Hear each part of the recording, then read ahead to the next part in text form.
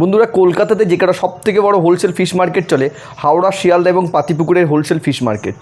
আর বন্ধুরা, এই Patipukur wholesale fish মার্কেটে 2024 জুলাইয়ের প্রথমের দিকটাতে বিভিন্ন মাছের কীরকম আমদানি আছে, আর ইলিশটা এই মার্কেটে কেমন আমদানি আছে, কীরকম রেটে বা চলছে, সিঙ্গেলে ইলিশ কিনতে পাওয়া যায় কি না, বন্ধুরা এই সকল তথ্য কমিউনিকেশন বা লোকেশন মার্কেটের কী আছে এই ভিডিওর ভিতরে আনার চেষ্টা করছি। আসুন বন্ধুরা, ভিডিওটা শুরু করা যায়। মার্কেটের গল্পটা শুরু করলাম একেবারে শিয়ালদা রেল স্টেশন থেকে। আর এই শিয়ালদা স্টেশন থেকে দমদমের উদ্দেশ্যে দমদম স্টেশনে নামলাম, আর এখান থেকে 10 টাকার টোটো ভাড়া করে পৌঁছে গেলাম পাতিপুকুরের মোড়ে। আর এই মোড়েতেই মার্কেটটা।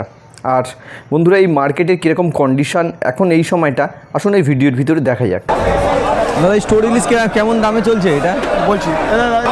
15 পিস 5,500 8,500 15 পিস।